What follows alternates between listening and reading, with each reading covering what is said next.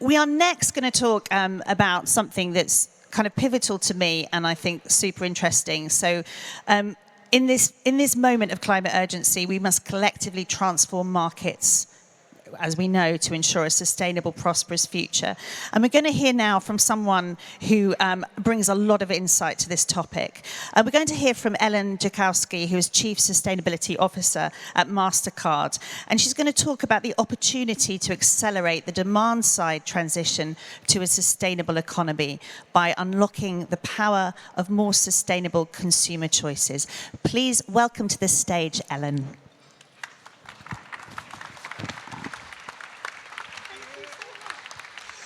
Good morning, everybody. So hi, as Lucy mentioned, I'm Ellen Jackowski. I'm the Chief Sustainability Officer at Mastercard. And I have participated in New York Climate Week many, many times, never London Climate Action Week. So I'm thrilled to be here. And I love what London has done. Action Week, right? New York Climate Week, London Climate Action Week. So very excited that this week is really focused on action. What can we all do? What should we be doing differently? And how do we start doing it right now? And so as you all know, we are at a very pivotal moment today. The choices that we make right now will determine the future of us as a people, our prosperity, and our planet. So now, what is Mastercard's role in all of this? Kim on the panel before mentioned a little bit about her career journey, so I'm going to frame this a little bit in terms of my career journey. I've only been at Mastercard in this role for about 1.5 years, and prior to that, I was in a sustainability position as the Chief Impact Officer at HP. Very different company, a company focused on PCs, printers, 3D printers, manufacturing a lot of things and putting them out into the economy. So in that sense, I come from the supply side, right? A company supplying a lot of products and services. I'm now kind of on the other side of the economic equation, the demand side, right? Mastercard doesn't really make anything. We're not a manufacturer. We're payments technology. We sit in the center of the economy. We have over 100 million points of acceptance out there. So hopefully all of you have a MasterCard. You're using it at some of those 100 million merchants around the world. We have 20,000 banking partners and over 3 billion cards in circulation. 8 billion people on the planet, 3 billion cards. We see a tremendous amount of consumption, right? And we know in terms of the actions that need to be taken, all of those merchants on our network need to be encouraged to offer more sustainable products and services. But equally, on the demand side, those 3 billion cardholders need to ensure that they're making more sustainable choices every day. So this is kind of a balance of the equation. Again, I came from that supply side, but I now have kind of a perspective and have some levers that can help create more demand. And that's exactly what we're trying to do at Mastercard. So how do we go about activating our entire expansive value chain? What do we need to do, and what do we need to inspire, inform, and enable our whole value chain to accomplish? And that's how we think about our sustainable consumption strategy. And I think this model can apply to perhaps your organization, your business, and even when you think about your community. Those 3 words: inspire, inform, and enable. And we know, of course, and I saw this a lot at HP, where we were busy, reinventing our computers to use ocean-bound plastic and how we make the parts and all these things. So we would come up with these incredible innovations, and ahead of time we would ask, who wants to buy these things, right? And everyone raises their hands. I do. I want to buy something more sustainable, right? It's the right thing to do. It's aligned with my values. I want to do it. And then we would often see the data. Who bought the more sustainable product or service? Not nearly as many people who said they wanted to do it, right? So it's the infamous say-do gap. How do we start closing that gap? And that's really kind of the nexus of the work and where I'm focused every single day. So let's talk about the first segment of the strategy, inspire. People want optimism, right? There's so much doom and gloom in the climate narrative. And what we found from all the testing is the messages need to stay on the positive, on the optimistic side, to really get people engaged and want to choose differently. And so the way that we're thinking about that is the power of our brand, priceless, right? You've all probably seen the commercials, seen the words on posters and banners, at events you may have attended. And how are we reimagining what do we value as priceless? Like, of course, our planet is priceless. A healthy, vibrant community is priceless. And living a sustainable, fulfilling lifestyle is priceless. So how do we action that, right? How do we take the brand and actually build in more optimism around sustainability? So I'll give you an example of some kind of disruptive work we started doing this year with some of our sponsorships. And I'll pause for a second in the story about Inspire to talk about Mastercard sponsorships. Why are they so important? Well, when you think about our carbon footprint, what's the number one piece of our carbon footprint? Data centers, right? A lot of data going across that network. Data centers are number one. What's number two? Anybody guess? Marketing. Back to those sponsorships. We do a lot of sponsorships. So really important for us to think about how we strategically use those. We sponsor the British Open that's happening, just in a couple of weeks. We sponsor UEFA Champions League, so the final, which was here in London. We were involved in that. We sponsor Roland Garros, Major League Baseball, the Australian Open, you name it. We've got a lot, right? So what that means is we also have a lever on a lot of marketing messages. And we also have a connection to a lot of influencers who can help us inspire their fans and their community.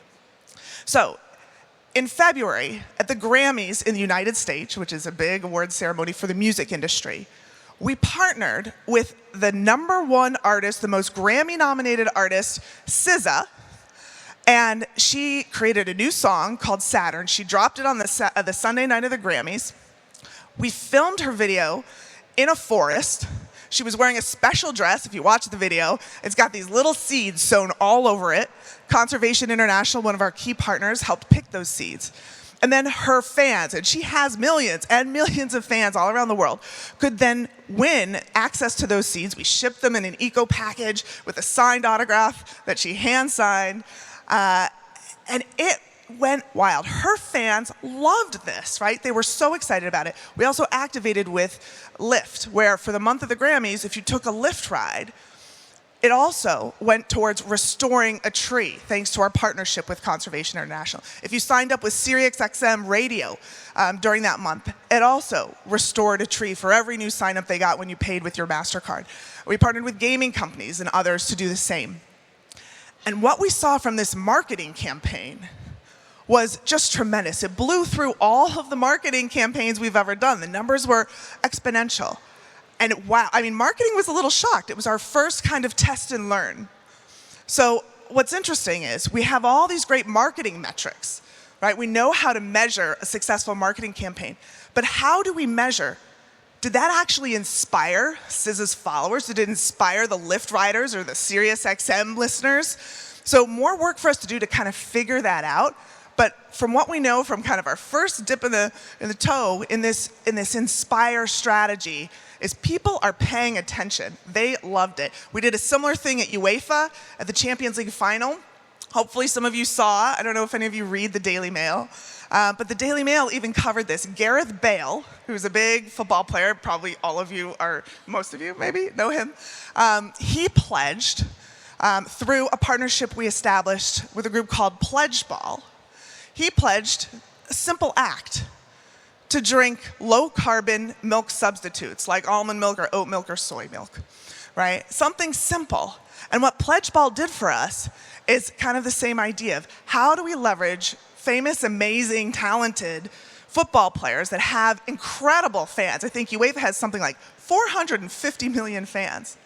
And so by activating their networks, by taking a small action and being really public about it, the idea is to bring optimism, to bring action, to bring inspiration to change. So, okay, hopefully that gives you an idea of what we're trying to do around Inspire. And again, think about your marketing messages that your organization sends out. How do you bring the positive and the action, leveraging the influencers that you're connected with to show what a sustainable, fulfilling lifestyle looks like and how amazing it can be? Okay, the second pillar. So once we've established people want to live a more sustainable lifestyle, how do they know what that is? So the second pillar is inform, right? And there's a lot of tricky messaging out there. Is it greenwashing? Can you trust the data? How do you know what is more sustainable than something else? So we have our first product out, the Mastercard Carbon Calculator. So at the end of the month, if you bank with one of our banks that offers our carbon calculator, you see the line items of everything you've spent and your total financial spend. And then you see the line items of everything that you've spent and an estimated carbon impact. Now, we know it's an estimation, right? It needs to get more granular. We also know right now we're providing this information after you've bought something. But wouldn't it be more useful if you had that information at the beginning of your purchasing process? So we're working with those 100 million points of acceptance, all those merchants, to figure out how can we, in a trusted way, provide that type of information as we get more granular at the right point in time when you're making those decisions. So through Inspire, you want to live a more sustainable, fulfilling lifestyle. Through Inform, now you know a bit more about what is more sustainable than something else, and that data will get better. And data, of course, really important. We have a lot of data, so a huge opportunity there. But then the third pillar is engage. How do we turn people wanting to live a more sustainable lifestyle, people being informed about what the better choice is, what's that pathway to action to make it real?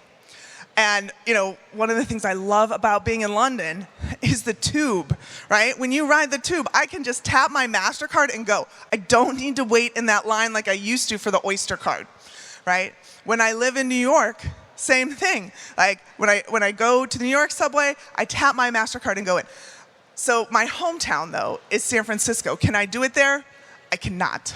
Paris, which is hosting the Olympics, could all those tourists coming in do that? No. So there's more friction in those cities, and what we're all about is how do we take the friction out of low carbon transit opportunities. So hopefully, some of you came on the tubes, hopefully as you leave on the tube, just think about how easy this is now, right? And the vision that we have is let's do this for city bikes. Like how many of you have tried to download that app, right? It's so frustrating.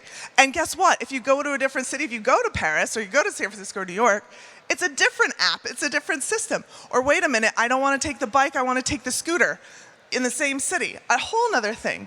So again, how can we, and we've done this in Finland, it's our first example of working with a bike system where you just tap, get on the bike, and it's as easy as that. So that's the future for us, including with EVs. We're putting credit cards in cars. We've done this with Mercedes, with Skoda, a bunch of different brands. So your EV, as it drives into the charging station knows your car, the car knows the charging station. You don't need to fiddle around. So how do we enable, how do we make things easier? And to tie this back to the panel right before around nature, another way to take action is through our Priceless Planet Coalition. And there was a lot of talk earlier about collaboration and doing things together. That's what that coalition is all about. It's about restoring 100 million trees in partners with our merchants and our banking partners and others. We have 150 partners together. Today, we have 20 locations of forest restoration projects that Conservation International and World Resources Institute are implementing.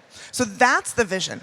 Inspire, be optimistic, change your marketing message to not be one of doom and gloom in this space, of opportunity and action. So people want to live that lifestyle. Help inform, provide trusted information, not greenwashing, but clearly assured data that can be substantiated so people know what's a more sustainable choice, and then drive that pathway to action to make it real. So choice, of course, is really important. As MasterCard, we have a responsibility to help activate that whole value chain. That's why I came to this company, right? The scale of what we can do, but it will take the whole value chain. And again, if you have a MasterCard, you're part of that chain, right? You're part of the process of what we're trying to change.